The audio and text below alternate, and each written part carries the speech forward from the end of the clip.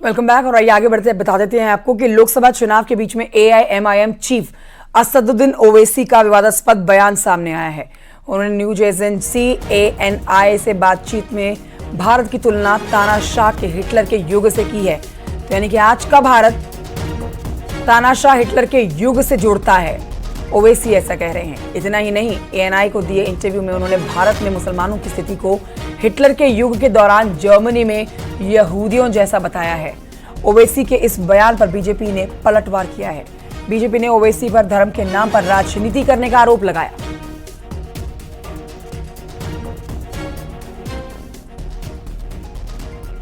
भारत में आज जो पोजीशन है मुसलमानों की, वो 1930 के हिटलर के ज़माने में जो यहूदियों से जो हरकतें होती थी वही स्टेज पे है।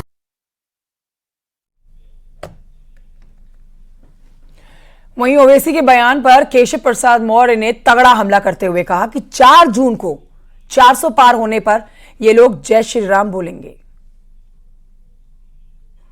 को 4 बजे 400 पार होने के बाद चाहे ओवैसी हो, चाहे अखिलेश यादव जी हो, चाहे राहुल गांधी जी हो, ये सब जय श्री राम बोलेंगे।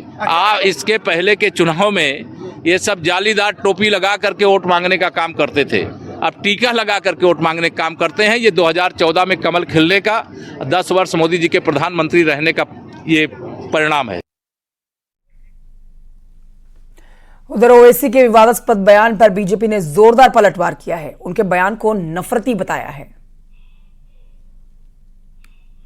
इसमें हिंदू व मुस्लिमों एक ही है, हम कभी कोई रिलीजियस के खिलाफ नहीं है, मगर जो रिजर्वेशन है, रिजर्वेशन के बारे में भारतीय जनता पार्टी जो हाईकोर्ट का जजमेंट है अनकॉन्स्टिट्यूशनल है, यही प्रधानमंत्री रिफर कर रहे हैं। हम रिलीजियस के नाम पर रिजर्वेशन नहीं देना चाहिए। डॉक्टर बाबा साहब अम्बेडकर का भी यही बोलना था। हिटलर कौन था? निजाम था या कोई और था? ओवैसी को अपना दौर याद नहीं रखता है।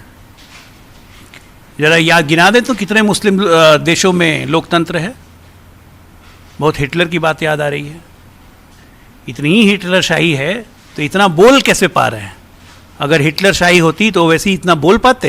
पहले तो ये खुद से पूछें सवाल, उसके बाद ये सब बयान दें।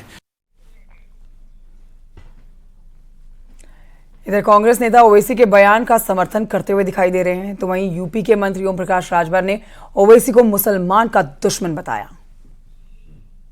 प्रधानमंत्री जिस तरीके के बयानात दे रहे हैं, कम्युनल स्टेटमेंट्स मुसलमानों के खिलाफ, उससे कोई भी आदमी किसी भी तरीके का बयान दे सकता है। मुझे महसूस होता है कि प्रधानमंत्री ने ये तय कर लिया है कि वो अपनी इस देश में कम्युनल इमेज बनाना चाहते हैं। शायद उन्हें लगता है कि उनकी कम्युनल इमेज से ही उनको फ़ायदा पहुंचेगा।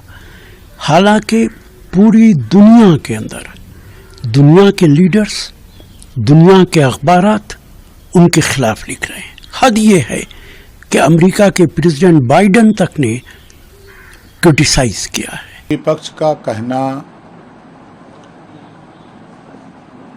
जो है वो एक तरह से उनकी हताशा और निराशा है। सच्चाई जो चीज़ है, मुसलमानों का असली कोई दुश्मन है तो कांग्रेस, सपा और बसपा है।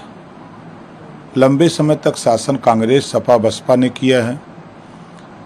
बीजेपी से नफरत सिखाया तो कांग्रेस, बसपा, सपा ने सिखाया मुसलमानों को। और आज़ादी के बाद नौकरियों में 38% मुसलमान था, आज 1% रह गया है। कौन जिम्मेदार है? कांग्रेस, सपा, बसपा जिम्मेदार है।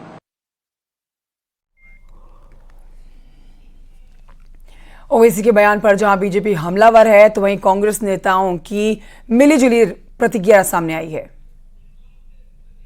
ओवैसी के बारे में मैं क्या बताऊं, he can speak for himself. मैं ये कहूंगा कि मुस्लिम्स का जो अनुभव है कुछ सालों से अच्छा नहीं है हमारे देश में। ये इतिहास में पहली बार है कि कोई मुसलमान MP नहीं है, ना लोकसभा में ना राज्यसभा में, कोई मुसलमान मंत्री नहीं है। मेरे ख्याल में बहुत गलत बात है जो बीजेपी सरकार ने की है। ये किसने कहा है मुझे मालूम नहीं, और मैं समझता हूँ कि इस तरह की मायूसी की बात हिंदुस्तान में करना बिल्कुल गलत है। और कोई मायूस होने की ज़रूरत नहीं है।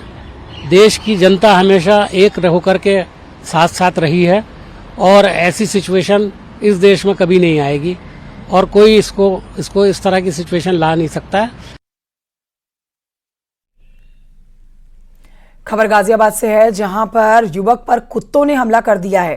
राजनगर एक्सटेंशन की केडीबी ग्रैंड सवाना सोसाइटी में एक युवक पर कुत्तों के झुंड ने जो अटैक किया है उसकी तस्वीरें भी हम आपको दिखा रहे हैं। कुत्तों ने युवक के हाथ से लैपटॉप का बैग छीन उस पर हमला किया है। बाद में युवक ने एक डंडे को लेकर किसी तरह से अपने आप को बचाया है।